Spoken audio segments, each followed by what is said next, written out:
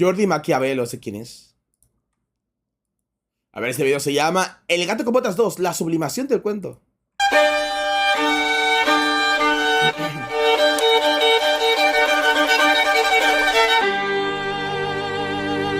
Ojo, mira esa intro, coño. Qué buena intro, tú.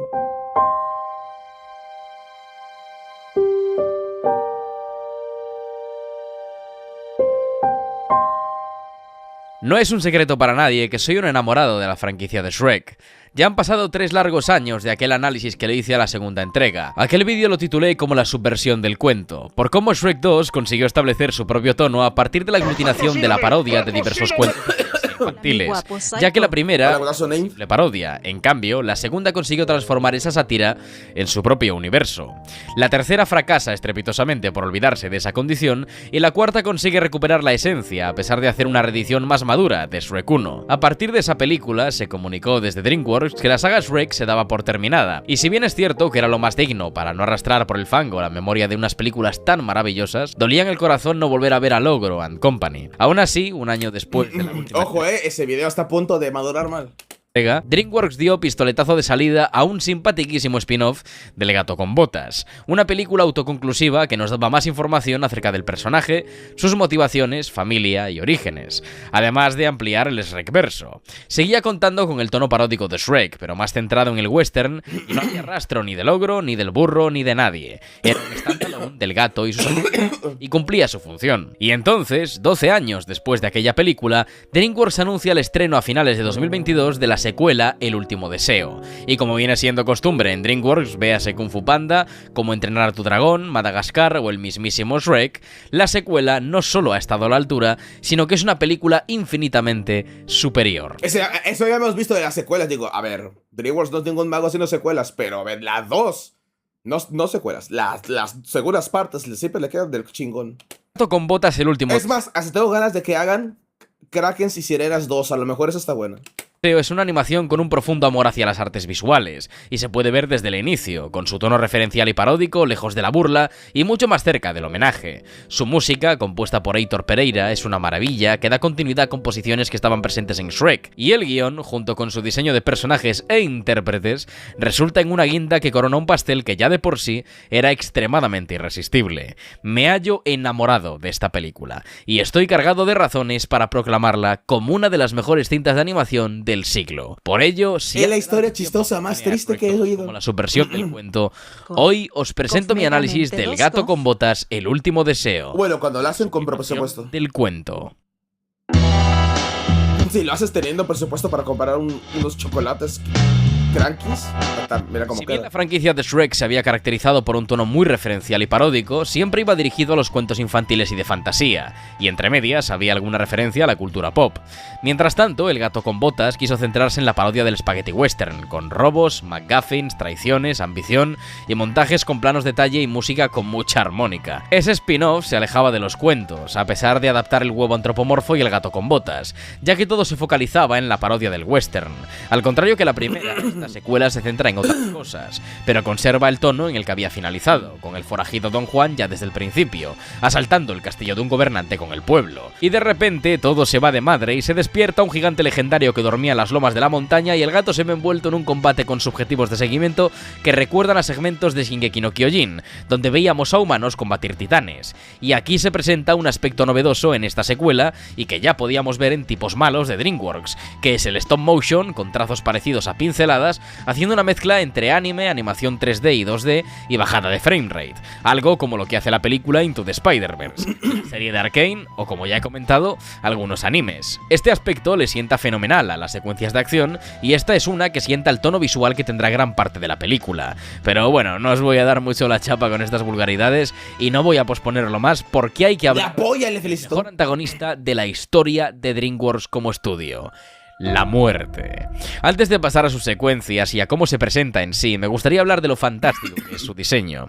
El hecho de elegir un lobo como alegoría de la muerte para gato es, aunque predecible, un gran acierto. Además de ser... Creo que el lobo es una buena alegoría para un montón de animales. Familia perruna, el sentido de que sea un lobo con sed de sangre y ese olfato de buscador consigue aportar a su rol de antagonista. Es como un enemigo del que puedes escapar, pero del que nunca podrías esconderte, lo que lo hace increíblemente siniestro.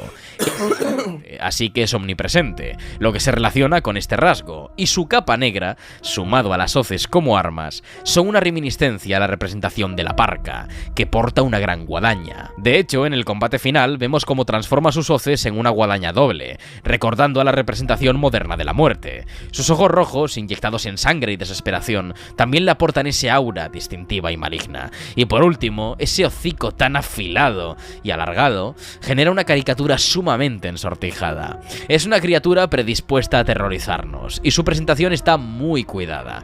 Pero a pesar de la creencia generalizada, esta no es la primera vez que aparece en escena. De hecho... Ah, aparece ahí. ¿No notáis algo raro? Ahí estaba. Repetimos. ¡Ay! Sí, si te pones a ver la película en retrospectiva, te encuentras ese puto ahí, como un bicho de Slenderman echándote.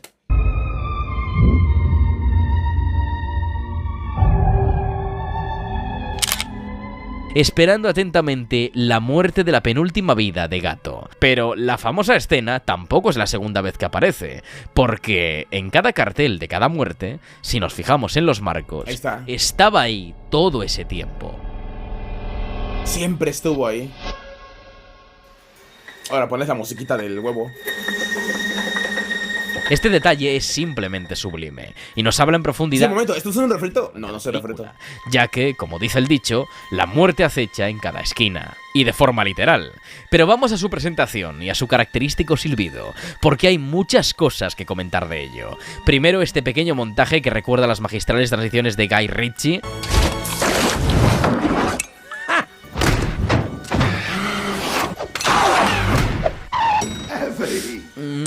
Chef Kiss. La secuencia comienza en esta lúgubre taberna, en la que el gato está tomando leche después de haber recibido el aviso del doctor acerca de su última vida. El ambiente es totalmente silencioso, como el de un bar que está a punto de echar el cierre, y el gato solo encuentra la compañía del tabernero, que cansado, acepta ir a por la bebida más fuerte que se halla en la trastienda. Aquí, los animadores comienzan a jugar con la simbología de las 9 vidas de gato, a través de 3 elementos, unos más claros que los demás. Las velas. En primer lugar, el más superficial y visible, son la cantidad de vasos que hay sobre la barra, y que Gato ha estado bebiendo desde que ha entrado. Si contamos, vemos un total... Imagínate emborracharte con... Alguno caído de mala manera, con leche. y el noveno es el que está en la mano de Gato, aún lleno, solo por el lobo. pero con el riesgo de que... ¿En serio? Yo los detecto nada más porque a mí se enseñó el Lord Furro. Claramente se están proyectando. beba desde la aparición de la muerte. Esto juega con la noción simbólica de que Gato no disfruta de las cosas, ni siquiera las piensa o las medita. Es el clásico modelo de actuar sin pensar. Estos 8 recipientes vacíos muestran cómo ha malgastado sus 8 vidas, de la misma forma que lo ha hecho con la bebida, sin reflexionar durante medio segundo lo que hace. Va de nuevo, ¿no? Y los animadores, escritores, ¿que nosotros hicimos qué? O sea, ¿tú hiciste eso, lo de la alegoría? No, yo puse vasos al azar nomás. De forma impulsiva. Y el Si te preguntan, ¿tú de qué haces? último vaso empezó a bebérselo de nuevo sin pensar, hasta que apareció la muerte.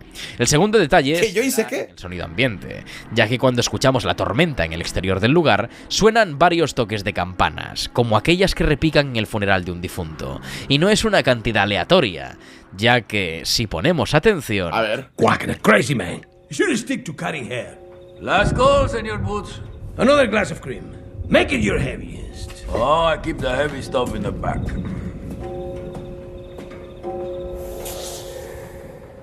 Y la última vez pagándose. Son 8 campanadas fúnebres que simbolizan las 8 vidas perdidas de Gato, y queda una última por sonar, En realidad, a la que pondrá en la música animación y con más su de este aterrador tipo de presupuesto. No es raro que los animadores pongan esta cantidad de detalles. silbido, nuestro querido lobo. Y si creéis que... No lo dudo, yo solamente estoy diciendo chistes. Otro detalle más, que es la lámpara en el techo. Aún a pesar de no verse en los planos, los diseñadores de escenarios tienen que hacer un total mapeado de las localizaciones en las que se ambienta la ficción. Es decir, tienen que saber dónde está cada cosa en el escenario. En este caso, a pesar de que el elemento está cortado, vemos una lámpara de madera que funciona mediante velas y una aún está encendida. Si tomamos en cuenta cuenta las medidas de la lámpara y entendemos un círculo con una proporción adecuada, podemos entender que está conformada por 8 velas, con 4 velas en cada semicírculo. Pero por suerte, más adelante, vemos que esta lámpara sí que tiene un total de 8 velas y podemos confirmarlo. Esto quiere decir que la última vela simboliza la octava vida de Gato, que ahora se esfuma precisamente al ritmo de las campanadas. Las velas también son un emblema de luz y de vida, sobre todo si le damos una lectura religiosa. En las iglesias se encienden las velas por los difuntos. Que se apague la octava y última vela de la taberna no solo muestra que la esperanza ha tornado a Gato, sino que lo deja desprotegido y privado de alma, calor y luz. Lo más espectacular de este detalle es que probablemente lo que ha apagado la luz de la vela haya sido la entrada en la taberna de la muerte, quien cosecha la penúltima vida de nuestro querido Gato. Ahora sí. Después de estos misteriosos y crípticos detalles simbólicos, vamos a la entrada de la muerte y cómo ello afecta a la secuencia. Hay un detalle acerca de los antagonistas y los villanos en el cine, y es una práctica que muchos directores llevan a cabo en su libreto técnico. Por ejemplo, Nolan lo hace en El Caballero Oscuro con el Joker, y se trata de introducir un ritmo y dirección normal en sus secuencias hasta que aparece el villano, y ahí el montaje y el ritmo interno de cada plano se vuelve caótico, simbolizando que quien modifica y mueve la secuencia es el antagonista, portando la sartén por el mango. En esta secuencia se ve claro, desde el momento en el que todo empieza a ir mal, y no solo es por la aparición de un lobo siniestro de ojos rojos, sino por la angulación de algunos planos. En primer lugar, este plano desde el techo, casi cenital, super western, con una inclinación de plano holandés, nos avisa de que va a pasar algo. Simplemente con las líneas plásticas. Lo que es el análisis de alguien que claramente estudió cine, ¿no? O algún tipo de cinematografía, porque yo, por ejemplo, eso de la posición de las cámaras no es algo que yo me observe mucho, la verdad, no está dentro de mi conocimiento. Sé apreciar una buena toma, pero así explicarte con la retícula y todo, no. Y de lectura diagonales se nos transmite inestabilidad y vulnerabilidad, como si algo acechase en el habitáculo. El lobo se nos presenta desde una angulación contrapicada, casi como si lo viéramos desde los ojos de Gato, hecho que nos aterra una barbaridad, pues consigue engrandecerlo aún más, mientras que a Gato lo vemos en un contraplano, desde una angulación picada, disponiéndolo de forma aún más vulnerable y débil. Volvemos a un plano general, otra si no me recuerdo, el estudio cine, claro que estudió cine. Y muy desestabilizado. Algo estudió, cinematografía, a lo mejor fotografía o algo, pero claro que estudió porque esos planos únicamente puedes explicarlos sabiendo exactamente cómo va la tema de la dirección de camarógrafo, sobre todo.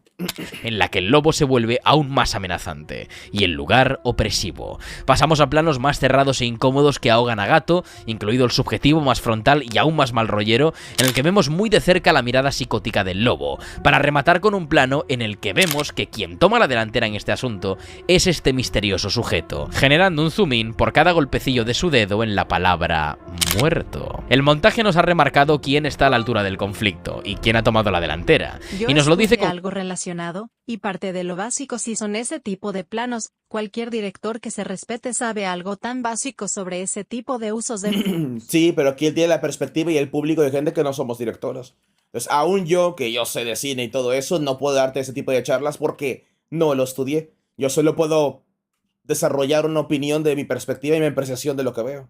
Con el ritmo interno. Quien está generando movimiento e inestabilidad es el lobo con cada movimiento y con cada frase, y está siendo el protagonista visual de cada plano. El siguiente es muy significativo, ya que vemos como la garra de este ser es mucho más grande que todo Gato, debido a la perspectiva, y vemos como cada vez todo el asunto se vuelve más amenazante. Pero entonces, cuando Gato suelta su... Bounty Hunter. De forma chulesca e intimidatoria, vemos un rápido zoom in hacia él, incluido un movimiento dinámico hacia su figura que lo engrandece y escala hacia un contrapicado.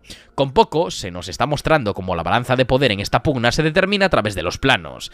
Pero no hemos acabado, porque seguimos con un plano detalle de la espada de Gato, acompañada por un cuadro que muestra cómo su mano y espada encierran al lobo, y deja la pelota en su tejado. Pero este antagonista no se deja encerrar, porque replica rápido, escapa de la encerrona, se mueve completamente en el plano siguiente, que por cierto también es un holandés fácilmente determinable por las líneas diagonales y la inclinación, de nuevo recuperando la inestabilidad y su predominancia sobre la secuencia, y suelta su pedazo de frase. Que en un contexto de forajido versus cazarrecompensa sonaría como una frase muy chula e intimidatoria, pero que sabiendo que se trata de la muerte, no es más que una verdad absoluta, hecho aún más retorcido para el diálogo. Y entonces comienza la escena de pelea, que es un deleite total. Pero de eso prefiero hablar después, porque primero hay que hablar de ese maldito silbidito. efecto. La primera vez que lo escuché me acordé del personaje de Armónica, de Once Upon a Time in the West, quien lleva una armónica a los enfrentamientos directos contra los cazarrecompensas y la toca antes de presentar batalla. Pero la realidad es que cuando vi esto, y aún más esto, recordé a uno de los personajes más icónicos de la historia del cine, Scarface. No, ese no, el bueno. Y te preguntarás, El bueno. ¿qué tiene que ver el personaje de La muerte del gato con botas con el Scarface de 1932? Pues bien, en un simple detallito, y es que él, antes de asesinar a alguien, silba una diabólica canción como preámbulo de la muerte. De hecho, la escena más recordada de esta película es la inicial, cuando Tony Camonte asesina a Luis Castillo, y antes y después de hacerlo, entona su canción silbando, mientras abandona el escenario del crimen.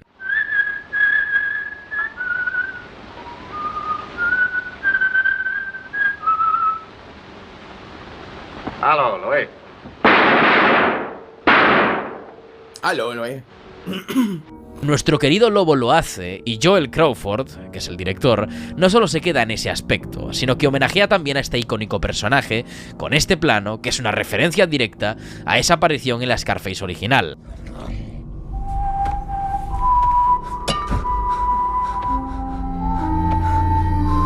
¿Se puede silbar con un hocico? Esa es mi pregunta.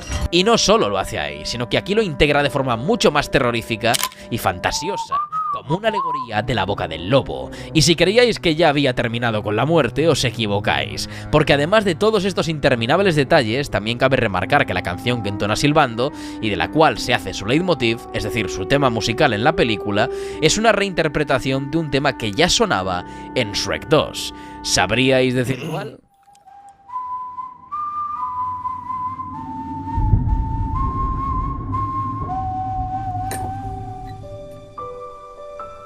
Ajá, es suyo.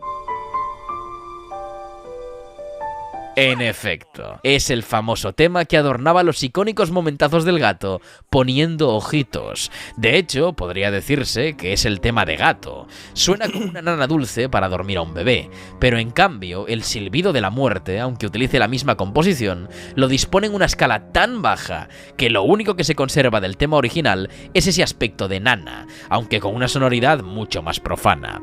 Y lo mejor es que esta canción silbada no tiene el punch final. Si nos fijamos en todas las secuencias, falta ese golpe para finalizar la composición. Parece que el silbido se pierda, como si no quisiera finalizar, exactamente como cuando nos dormimos. Nunca recordamos lo que sentimos momentos antes de hacerlo, así como cuando morimos, porque precisamente a la canción es lo que es, el tema de la muerte. Es una composición simple pero con tanta semántica y profundidad que consigue dotar de una personalidad pasmosa al pinche lobo. En fin, Pinche lobo. es este puto antagonista. Y aún no he parado de examinarlo, porque toda la película habla de él, pero de eso conversaremos más adelante. Ahora centrémonos en la pelea. Al igual que volvemos a tener estas secuencias con un frame rate más bajo, como si estuviéramos contemplando un stop motion de acción, como ocurría en algunas secuencias de Arcane o Into the Spider-Verse, generando un impacto dinámico genial y causando que la pelea se sienta muy vertiginosa. Los movimientos del lobo son rápidos, elegantes y espontáneos, como si el combate se tratara de una danza, recordándonos a la pelea de baile de la primera película del gato con botas, solo que él está luchando a muerte y el lobo simplemente está calentando.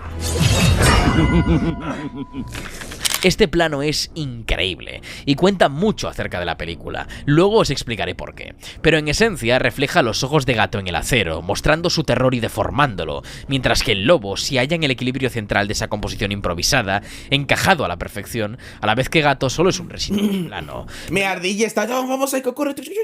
Intenta comprender todo. Antes, como las Todo el tecnicismo. coloreaba y adquiría un aspecto más saturado cuando Gato tomaba la iniciativa, mientras que cuando el lobo contraataca y El vato lo está tan engrandeciendo el lobo que a ver, que se lo merece bastante bien, pero el cabrón lo engrandece tanto que hay gente que en su narrativa de cómo te lo describe, si son mínimamente furros, ya se están bajando el pantalón, Gato hasta llevarlo al límite, ese color se apaga. Pero cuando la muerte roza el cráneo de Gato, desarmándolo y despojándolo de su honor, un color infesta el cuarto y lo convierte en el rojo, el color de la sangre y la violencia. Ese rojo inyectado en los ojos de la muerte invade la escena, no solo artísticamente, sino que se transforma en sangre real, que se desliza por la piel de Gato, y escuchamos la canción silbada, pero en forma orquestal, precediendo su muerte. ¿Qué más? Es el tipo de a través de los cuadros y los triángulos. Sus pelos se erizan Tú y el puedes lobo lo hámster de percibe. la cabeza Y tenemos de uno de los Psycho. planos Sí más puedes. terroríficos de la película. Esto se produce por la tormenta y el rayo que ilumina espontáneamente Se llama el cuerpo, Pecas. dándonos una imagen completamente deshumanizada del lobo, convirtiéndolo durante unos milisegundos en una bestia irracional, sedienta de sangre, hecho que está implícito en la escena, pero que la iluminación enfatiza. Personalmente, me recordó a cómo los truenos convertían las expresiones de los santos y la Virgen en estampas tenebrosas en el jorobado de Notre Dame. En fin, una imagen que me perseguirá en mis pesadillas. Bueno, en ese plano también ayudó que de repente las estatuas te miraban. O sea, miraban a Frollo, que el vato se asustaba. Históricamente engrandece una perspectiva de la mirada que ya estaba existiendo. Pero en el otro agregaron, aparte de la tormenta y el timing, agregaron el mirar de manera acusadora y siniestra a Frollo.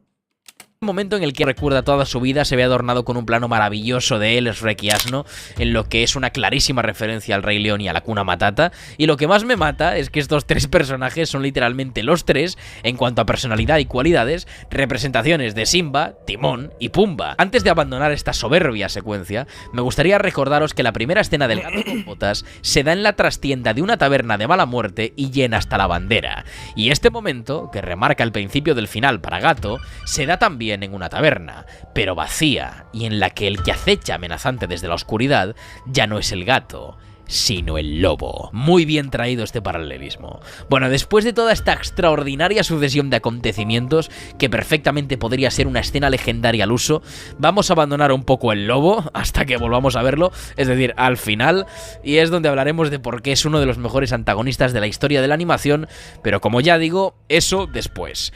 Ahora hablemos de este maravilloso homenaje a la introducción de True Detective, en el que no solo replican el recurso de la superposición con el paisaje en general y los elementos en detalle, sino que utilizan una canción en español que es clavada a la de la intro de True Detective, que es Far From Any Road de The Handsome Family. Si tejimos tantos recuerdos. From the dusty mesa, a looming shadow grows. Todo esto para representar el exilio del gato con botas. Antes de avanzar, quiero mencionar esta genialidad de DreamWorks, que es el cómo entienden el timing cómico. Justo en el momento clave del enterramiento del gato con botas, cual Arya Stark en Bravos, pasamos a una cosa que es funcional y normal en un gato, pero es jodidamente brillante a nivel cómico. Y es esa forma de tirar la tierra. Repito, es normal en un gato, pero es que es desternillante en un antropomórfico. ¿Qué queréis que os diga yo? Yo me descojone. Del montaje elíptico de la casa de la loca de los gatos, pues que os digo, está bien conseguido, es majo, logra su propósito, que es catalizar la película a su segundo acto y ya está. He de decir que me encantan Ricitos de Oro y la familia de osos como subtrama en la película. Hace lo que se echaba de menos de la franquicia de Shrek, que es no solo parodiar, sino reinventar los cuentos tradicionales e infantiles y desarrollar su propia narrativa con base en la parodia. Ya lo podíamos ver en Shrek 2 con la subversión del Príncipe Azul, el Hada Madrina y las princesas convertidas en celebrities chismosas de Hollywood. En esta película se lleva el cuento de Ricitos de Oro a otro nivel y trata con profundidad su orfandad, cómo le afecta pertenecer a una familia en la que no se siente una más y convierte la famosa blandura del padre. Pero ¿y la mamá no estaba muerta en Shrek 1? La dureza de la madre y el equilibrio del bebé oso en Literal, el cadáver está en la sala de Lord Farquaad. recurrentes chistes basados en muchísimos gags que se dan durante toda la película. Y además, Ricitos de Oro es Florence Pugh y Mamá Oso Olivia Colman. Quiero decir, ¡Dios! Es una subtrama brillante y muy bien implementada. Así como el tremendo Jack Horner, que proviene de un poema popular de principios del siglo XX que canta sobre la avaricia, y esta película no solo lo extiende y desarrolla aún más su sátira, sino que consiguen darle también trasfondo a un personaje popular Fijamos que ni esos siquiera... eran otros osos. Hamster necesita descanso. Se llama Pecas. Además, me flipa cómo lo presentan musicalmente. Me recordó mucho a la forma en la que musicalizaban y ambientaban el Imperio del Mal de Rumpelstiltskin y su aquelarre en Shrek 4. A Jack Horner le dan su Imperio del Pastel, con el que ha conseguido hacerse con una gran cantidad de artilugios mágicos, como el Garfio del Capitán Garfio, un barco del... El Garfio, cabrón. y 7000 movidas más que se ven mucho más adelante. Me encanta este antagonista porque es un simple villano súper divertido y demente, y es un gran contrapunto a las escenas con el lobo, cuyo sentido está muy lejos de ser el villano. villano. Por cierto, hablando del lobo, me encanta cómo, a pesar de ser el antagonista principal, pasa a ser una amenaza incipiente que de vez en cuando hace acto de presencia para recordarnos que, en efecto, es omnipresente. Esa aparición cuando Gato y Kitty escapan de la fortaleza de Horner es terrorífica y pone los pelos de punta, y la escena consigue darle una fuerza emocional al lobo muy a tener en cuenta, ya que por sí mismo, simplemente con su silbido y su figura, transforma una escena que era la gloriosa escapada de Gato en una pesadilla. El fuego se tiñe con el aura demónica de la muerte, y este no solo se vale con su silbido para acechar a Gato, sino que toma las monedas que han tirado al suelo y se las pone en las cuencas, hecho que, además de recordarnos cómo se ven los ojos de un lobo en la oscuridad, también tiene sentido narrativo, ya que por eso se enterraba a los muertos con 2 monedas Caronte y una bajo la lengua, pues, según la leyenda, para pagar a Caronte cobraba ese impuesto cuando el barquero Caronte cruzaba el umbral hacia el reino de los muertos, por lo que este gesto del lobo es un recordatorio a Gato de su inminente muerte. Hades cobraba y se enterraba a los muertos con 2 monedas en los ojos y una bajo la lengua, pues según... El de bajo la lengua no lo sabía. Sabía el de los ojos, pero no sabía que se ponía una moneda también bajo la lengua. Ojo tú. La leyenda... Menos mal que ahora la sé, porque si no igual y me entierran y llego con el dinero mal. Hades cobraba ese impuesto cuando el barquero Caronte cruzaba el umbral hacia el reino de los muertos, por lo que este gesto del lobo es un Imagínate, Psycho, vámonos. Es que solo traigo 2 monedas. No. Te quedas aquí. A Gato de su inminente muerte, y todo en este contexto casi infernal, con el fuego y las luces enrojecidas y lóbregas. Por cierto, el perro de la película es literalmente Mierdón, el famoso perro del meme. A mí, no me jodáis. By the way, gracias por volver al montaje elíptico de superposición al más puro estilo Arcane, me flipa, y también me recuerda un poquito a Pocahontas. De aquí hasta la escena en la que se encuentran todos los personajes no hay mucho que sacar audiovisualmente, todos son gags bien implementados y con buenos diálogos, pero lo único que se desarrolla es la relación de Gato y Kitty y el chucho de forma cómica, así como la subtrama de Ricitos y los osos, pero he de hablar del maldito Jack Horner. Este pibe cada vez que aparece se roba la escena a nivel de comedia, y me parece uno de los personajes más divertidos y graciosos de DreamWorks. Por favor, recuperadlo para hacer una aparición en Shrek 5, os lo suplico. No se puede, el cabrón, literal.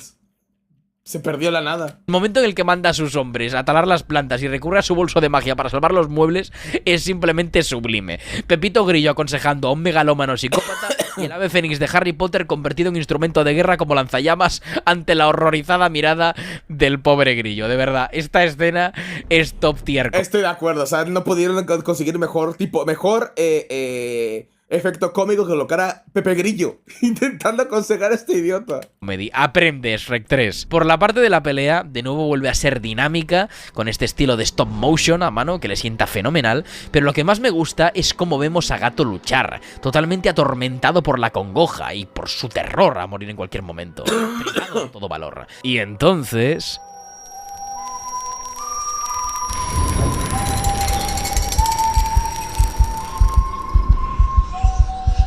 los pelos de punta del gato son los míos cada vez que oigo esa maldita melodía, y se da una de las mejores escenas de la película. No sé si alguno de los espectadores ha tenido un ataque de pánico, yo personalmente unos cuantos, y hubo unos años en los que los experimenté hasta el nivel de pensar que estaba sufriendo un infarto. Hay veces en las que esa ansiedad y ese pánico superan nuestra consciencia racional y durante un momento se convierte en caos y terror a la muerte, a la oscuridad.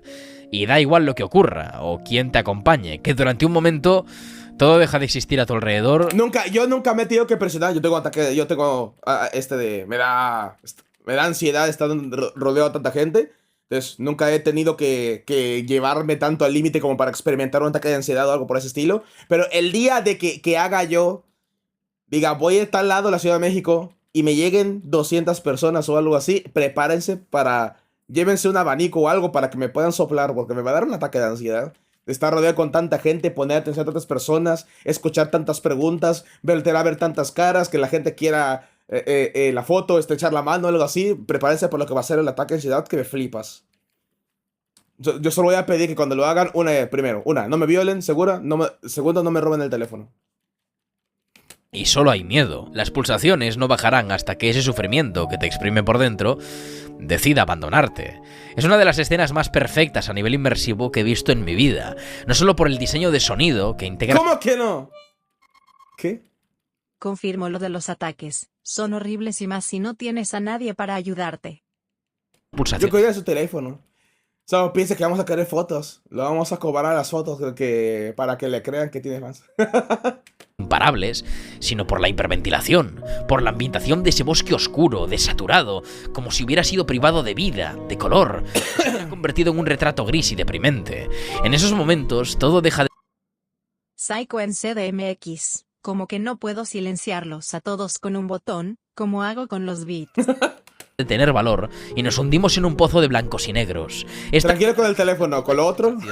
Se ve también a través de los personajes. Los colores chillones que adornaban el pelaje de Gato también desaparecen hasta que siente el calor y presencia del perro, que por primera vez se convierte en lo que quería ser para Gato, un perro de terapia. Y de repente todo recupera el color. Es una escena preciosa que habla sobre el tema principal de la película, que es la ansiedad, el coraje y el miedo a la muerte. Una temática que se resuelve al final. ¿Y qué demonios? Vamos a él, porque quiero hablar más del puñetero lobo. Por cierto, antes de eso, qué maravilla de match cuts de montaje para hacer estas transiciones tan smooth, muy rico y muy chula la referencia al final del bueno, el feo y el malo en la pugna de la estrella desde cada punta, rematadamente prodigiosa, emulando cada plano e incluso el espacio ficticio.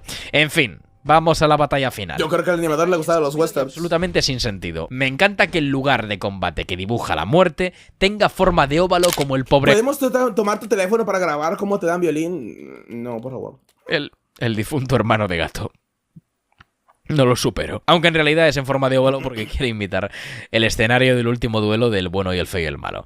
Esta secuencia replica muchos planos de la escena en la que se nos presenta la muerte, como esta corrida de cuadro en el que la hoz del lobo encierra al gato, como este último se lo hacía con su espada y su brazo en aquella presentación. Pedido, puedes verlo aunque no esté. ¿Cuál era tu pedido? Ah, sí, hay una reacción tuya. ¿Cuál era tu pedido?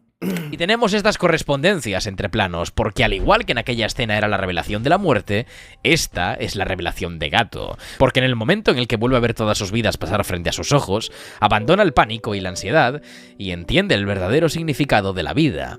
Esta película habla del miedo a la muerte. Y sí, el gato, como todos, teme a la muerte. Sobre todo después de saber que no hay nada que pueda salvarlo, que no hay un colchón que hablan de su caída, que no hay cinturón de seguridad. Pero el verdadero problema de Gato no es que tema morir, es cómo ha vivido su vida. Él mismo lo dice al principio, se ríe en la cara de la muerte, pero no le mira a los ojos. Lo que él es cine, teme es perder esa vida de aventuras y soledad tan vacía, de Don Juan y Galán que no se apega a nada, como el auténtico vaquero de los spaghetti westerns.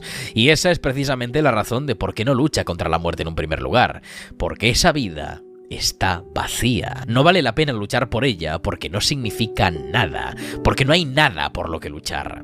Por eso la salida más rápida es huir, es la cobardía. Pero entonces la última vida ha pasado frente a Gato y por fin se ha dado cuenta de qué va la vida, de compartir los buenos y los malos momentos con los tuyos, con aquellos a los que quieres. Y ahí el pánico se va. Esto. Te etiquete también. Miedo desaparece y entonces se levanta para luchar y por primera vez mira a los ojos a la muerte con decisión y coraje. Esa es la moraleja que transmite la película, que no temamos a la muerte, sino a vivir sin amor, porque a veces es más dulce la dama negra que una vida sin sentido. Gato, como los últimos héroes de los westerns crepusculares, como el Clint Eastwood de Gran Torino, entiende que la muerte no es nada en comparación a darlo todo por los tuyos. Y Gato por fin lucha, sin miedo, sabiendo que un golpe podría ser mortal, pero lo hace porque lucha por algo. La escena es totalmente brillante a nivel artístico, en especial este plano desde fuera, con las sombras y armonizando los golpes de acero con la música de acción. Se recupera el movimiento que al principio de la película que tenía la suspensión hasta que me salieron 3 segundos de un anuncio. Armaba y 3 segundos de un anuncio. Igual. Y casi aniquilaba a Gato, pero esta vez se ayuda de su bota y consigue contener el golpe y contraatacar a su enemigo. Me flipa el recurso de la daga gatito y por Dios, este plano, que dibuja un arco narrativo a lo largo de toda la película, lo veíamos mucho antes, cuando Gato era desfigurado por el reflejo del acero, pues era el débil en la pugna, mientras que el lobo se encontraba centrado en el cuadro. Es el mismo plano, pero esta vez desde el otro eje, con un lobo totalmente superado por la habilidad de Gato, estableciendo no solo su madurez como personaje, sino su magnífica evolución. Antes, cuando la muerte vencía, teníamos el plano a cámara... Gran Torino. Ah, sí, Gran Torino, espero que lo hayan visto, ¿eh? Es la película película que te muestra que puedes ser un puto desgraciado y aún así ser respetado por tu comunidad. Es una película que te gusta ver cuando no tienes la voluntad de ser la buena onda. Dado de rojo, mientras que ahora, cuando Gato ha dado el golpe final, la composición se inunda de este dorado anaranjado que representa, como no podía ser de otra manera, la gloriosa y triunfante victoria del gato con botas. Y este lindo gatito le devuelve la arrogante frase. Pick it up. Pick it up. El desenlace del combate es inmejorable. No destruyes la leyenda de la muerte, ya que Gato no lo derrota. Es el primero quien abandona el combate, y revelas por fin el papel del que considerábamos el principal antagonista de la historia. Este lobo es brillante y uno de los mejores personajes, por no decir el mejor que ha creado DreamWorks, por muchas razones, principalmente por su rol narrativo. Al principio se nos presenta como el antagonista principal, un cazarrecompensas muy habilidoso y carismático que quiere joder a nuestro protagonista. Consigue ser una revisión del modelo villanesco de Disney muy refinada, con tintes al carisma de Scar, la implacable crueldad de Frollo, el encanto de Hades y la bestialidad del oso de Balto. No es de Disney. El oso de Balto. Cierto. Eso es decir, güey, ¿what? No, pero Balto no es Disney, creo que es de Fox. Resulta un antagonista muy intimidante y con el componente de la omnipresencia, lo que causa ansiedad en el espectador porque no sabes cuándo aparecerá, pero eres consciente de que puede hacerlo en cualquier momento. Es la misma noción que vemos en el antagonista de It Follows. Puedes escapar todo lo que quieras, pero nunca esconderte, porque sabe dónde estás en todo momento y te encontrará.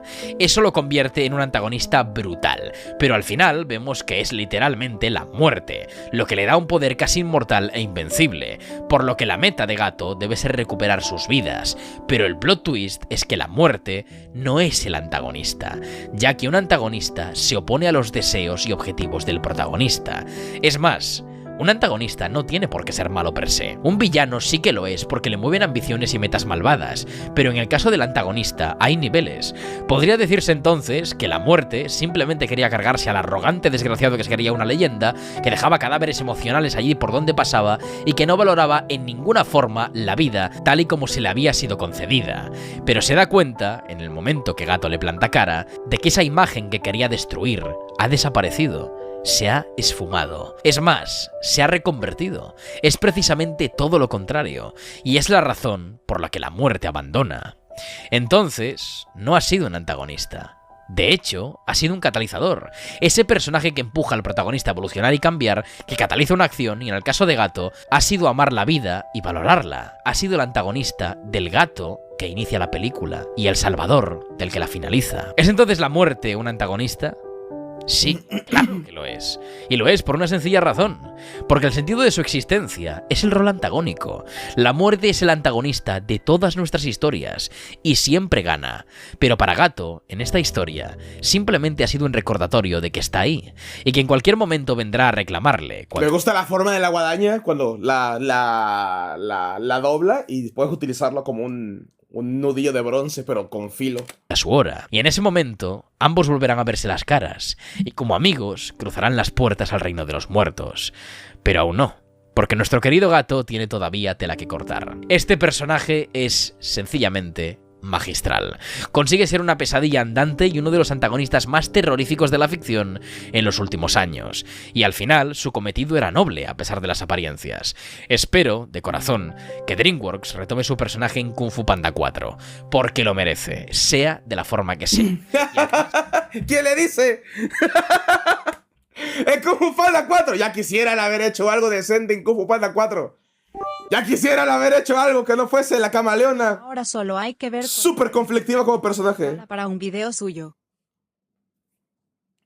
Su actor de doblaje es el tío que interpreta a Pablo Escobar en la serie de Netflix. O sea, ese tío tiene que volver sí o sí. Plata o plomo. En fin, todos le pertenecen a Horner, incluido Pepe Grillo montado en un Fénix, y su despedida es un guiño a Terminator 2, cuando el T-800 se sacrifica. Buen twist, sobre todo porque el pulgar está al revés, hecho que es propio de la idiosincrasia del personaje y que además subvierte la escena de Terminator porque esto no es un sacrificio, es más bien la condena a muerte de un absoluto desgraciado.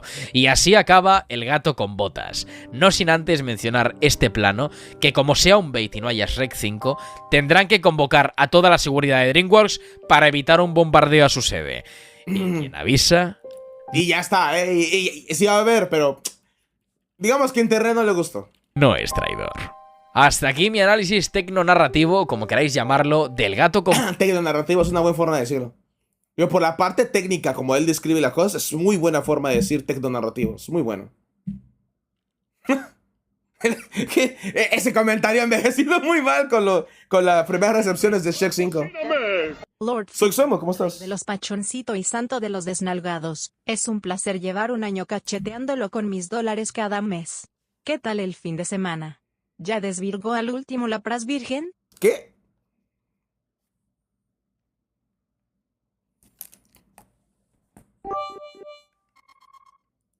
¿Cómo se encuentra tu hámster psycho? ¿Está bien? ¿Aún está corriendo? Está corriendo, no pasa nada.